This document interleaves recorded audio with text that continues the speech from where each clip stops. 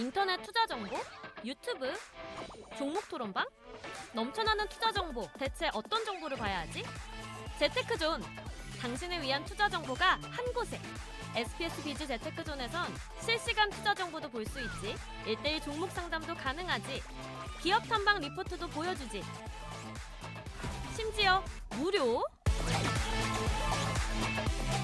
함께 가요 수익 꽃길로 재테크존과 함께! 검색창에 재테크존을 검색하세요.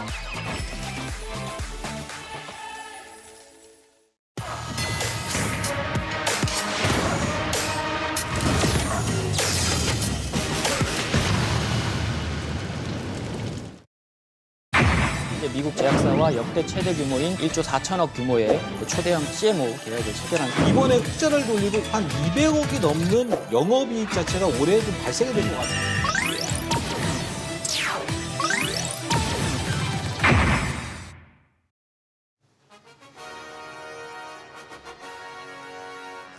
지금부터 고수익을 향한 수익 파이터들의 빅매치가 시작됩니다. 과연 이번 대결의 승자는 누가 될까요? 이 시간 김동화, 이동우 대표와 함께합니다. 먼저 대결 주제부터 바로 만나보죠.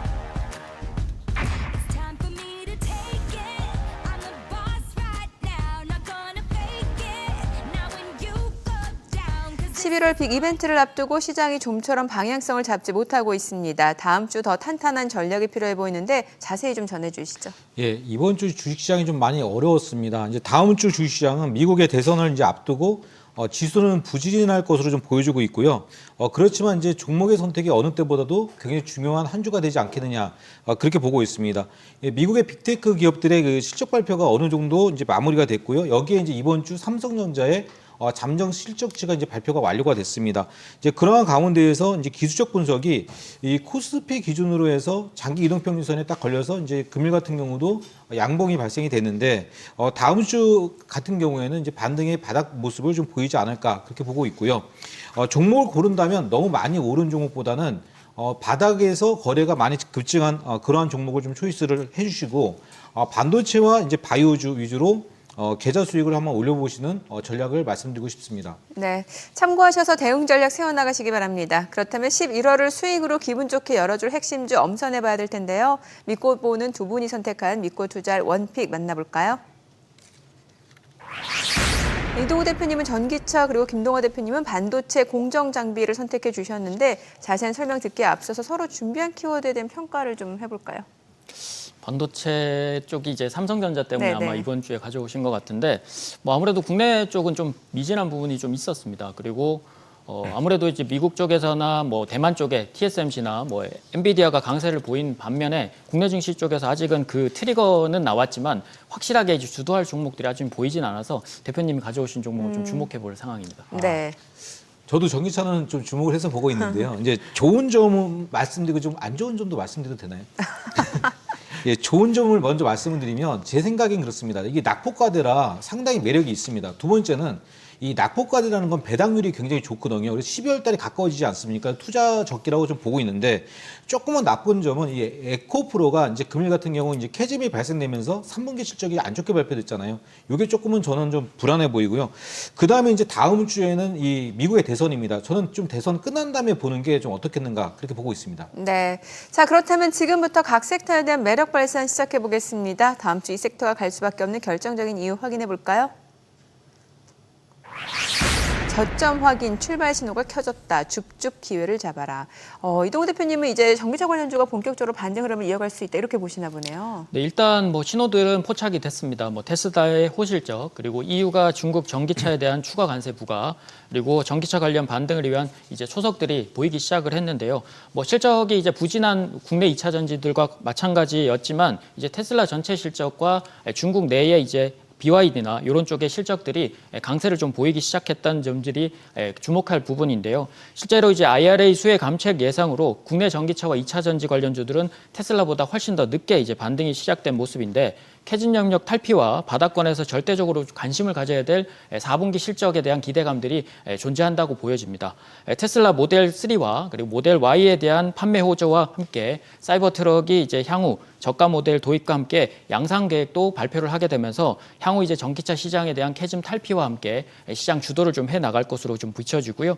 또한 이제 중국의 BYD의 3분기 매출이 예상치를 좀 뛰어넘는 상황이었고, 물론 이제 보조금 영향이나 하이브리드 카에 차량이 포함되긴 했지만 테슬라를 처음으로 넘어서면서 중국 내 전기차 시장이 견고한 모습을 좀 보여줬다는 점들이 아마 캐즘 영역 탈피의 조짐이 아닐까라는 생각을 하게 됩니다. 거기에 더해서 10월 30일자로 EU가 중국 전기차에 대한 관세를 10%에서 45.3%로 크게 올리게 되면서 국내 업체들은 아마 반세 수혜가 예상될 수 있는 부분이라고 생각이 됩니다. 네, 김동화 대표님은 지난 시간에 이어서 이제 반도체주 들고 오셨는데 투자 포인트 알려주세요. 예, 지난주 시간에 이어서 이제 반도체 2탄이다 이렇게 말씀을 드리고 싶고요. 지난번에 반도체를 추천하고 사실 이제 그 다음 날 거의 하이닉스도 그랬고 또 다른 종목도 그랬고 이제 급등을 많이 좀 보이긴 했는데요. 이번에도 사실 이제 두 종목 다 단기로 좀 접근하셨으면 좋겠다는 말씀드리도록 하겠고요.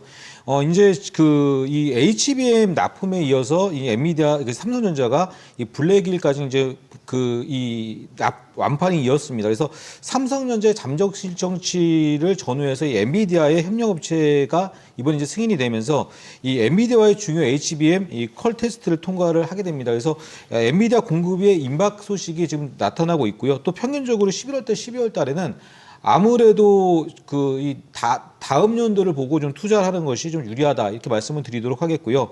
내년도 AI 데이터 센터에 한 대략적으로 빅테크 기업들이 한 2천조 원 정도를 투자를 하게 되는데 이 엔비디아가 시총 1위에 이 애플을 좀 넘보고 있습니다. 시청자분들 이때 투자를 어떤 종목을 어떤 업종을 좀 해야 될까 또 고민해 보신다면 아마도 반도체 업종이 또 투자를 해야 된다라고 보실 거고요. 이 반도체 전후 공장에 대해서 분명히 저는 투자를 해야 된다라고 좀 보고 있습니다.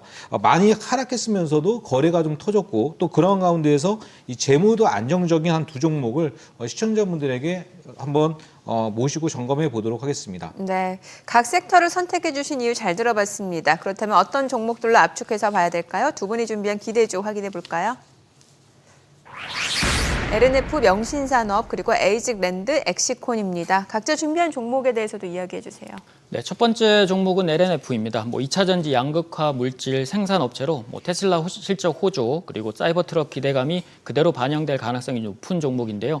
사이버 트럭에 들어가는 4680 배터리양 단결적 니켈 95% 양극재와 모델 Y 주니퍼에 들어가는 이제 21700 신규 배터리양 다결적 니켈 95% 양극재 출하가 4분기부터 시작될 예정이라서 턴어라운드도 예상해 볼 수 있는 종목이고요. 3분기 실적은 좀 부진한 모습을 좀 보였는데 4분기 니켈 함량 95% NCMA 출하량 신제품 출하가 이제 시작되면 출하량은 이제 67% 가량 상승이 예상이 되고요. 고가에 조달된 원자재 관련 비용 부담도 연내에 이제 해소될 것으로 보여서 내년 연간 실적은 올해 대비해서 70%가량 증가한 실적이 좀 나올 것으로 예상해서 매출은 3조 7천억 그리고 영업이익은 흑자 전환으로 다시 1,560억 정도 추정되는 상황이라서 현재 구간은 굉장히 좀 저평가된 구간입니다. 그래서 최근에 이제 돌파 시도를 하면서 12만 원 돌파를 할 경우에는 빠른 반등과 함께 올해 초 주가에 머물렀던 17만 원대 회복이 가능할 것으로 보여서 1차적인 목표가를 현재가 부근으로 두시고요.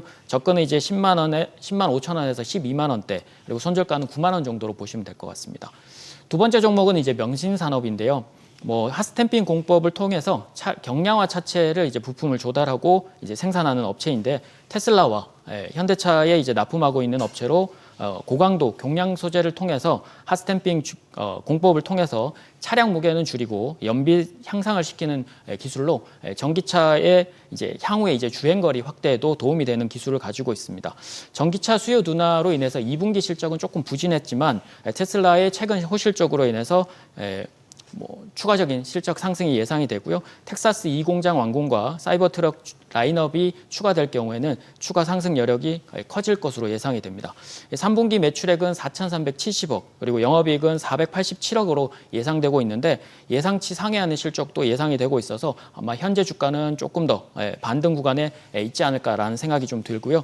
기술적으로는 2년 정도 하락을 한 이후에 최근 이제 거래량이 늘고 있는 상황인데 거래량 급증과 함께 올해 6월에 최저점 대비해서 30%가량 올랐던 주가이지만 하락 추세 역시 돌파를 한 상황이라서 주가는 12,000원 부근을 지지력을 삼는다면 2차 반등을 준비하는 시점이니까 13,000원에서 14,000원대 접근이 가능하고요. 1차 목표는 17,000원 그리고 손절가는 11,500원을 제시해 드리도록 하겠습니다. 네, 에이직랜드 엑시콘이요. 예, 에이징랜드를 좀 설명을 드리도록 하겠는데요. 이 TSMC의 국내 유일한 그 공급 협력사입니다. 동사 같은 경우는 이제 파운더리 공정을 사용해서 이 시스템 반도체를 위탁 생산하다 보니까 이 첨단 반도체에 대한 이 공정부터 설계까지 다양한 기술력을 좀 확보를 하고 있습니다. 이 TSMC의 이 어닝 서프라이즈로 이 바닥에서 거래가 많은 부분을 좀 급증이 나타났는데요. 이 고점이 올해 한 8만 원을 넘어섰는데 지금 현재 주가 수준은 4만 원 정도 났습니다. 지금 거의 반토막 수준이고요. 전일 같은 경우는 이 국내 연구진에 의해서 이 슈퍼컴퓨터용 가속기용 이 개발 뉴스가 나온 상태인데요. 이 에이징랜드 같은 경우는 세계에서 5번째 이 가속기 칩을 좀 개발했다는 가속기 칩을 좀 개발 중에 있고요. 이 가속기 칩이라는 게 이 CXL 칩이라고 좀 보시면 좋을 것 같습니다. 이 칩이 이제 우주항공이나 에너지, 바이오 여기 이제 인공지능까지 이 첨단 기술에 절대적으로 필요한 그런 반도체다라고 보시면 좋을 것 같고요. 매수 밴드를 한번 설정해 드리면요. 4만 원 정도가 이제 지금 거의 저점에서 거래가 좀 많이 폭증했던 그런 가격이니까 4만 원 정도에서 한번 매수 포인트 잡아보시고요. 목표가는 5만 원, 그다음에 손절가는 한 3만 5천 원 정도 보도록 하겠습니다. 두 번째 가져 나온 종목은 이제 엑시콘입니다. 이제 엑시콘 같은 경우는 반도체 후공정 메모리 검사 장비가 이제 주력 사업인데요. 이 비메모리와 CXL 그 검사 장비 개발에 의해서 올해 보니까 인력이 한 250명 정도가 증원을 했습니다. 이제 엔비디아와 삼성전자가 이 HBM 그 매출이 곧 발생이 되는데 여기서는 이제 아시다시피 고성능 검사 장비를 대량으로 필요로 하고 있고 그러다 보니까 이 엑시콘이 최대 수혜를 좀 받을 수 있겠다 좀 그렇게 보고 있습니다. 특히나 이제 지금 삼성전자는 수율이 가장 큰 문제지 않습니까? 이런 상황에서 2024년도 4월달 주가는 33,000원입니다. 근데 올해 실적이 좀 많이 개선되지 못하다 보니까 주가가 많이 하락을 했고 특히나 이제 반도체주들이 급락에 나오면서 10,000원까지 하락을 했습니다. 그러다 보니까 고점 대비해서 주가가 한 60% 정도가 그 급락이 나왔는데 거래 급증으로 해서 매수에 대한 밴드는 한 12,000원 정도 보시고요. 목표가는 1차 목표가는 한 15,000원, 2차 목표가는 한 2만 원 이상을 제시해 드리도록 하겠습니다. 네, 지금까지 다음 주 주목할 핵심 섹터들 만나봤는데요. 두 분의 의견은 투자의 참고 자료로 활용하시기 바라고요. 투자의 최종 판단과 책임은 투자자 본인에게 있다는 점 기억하시고 자신의 원칙에 맞춰서 성공 투자하시기 바랍니다.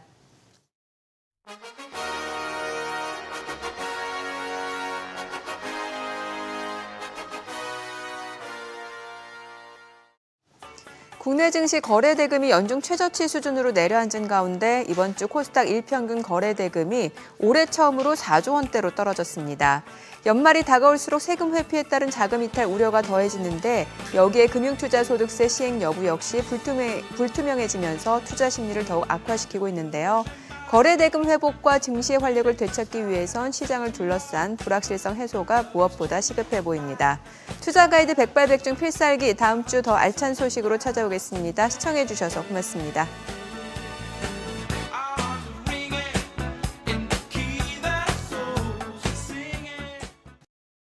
당신에게 필요한 투자 정보가 있는 곳 검색창에 크존을 검색하세요.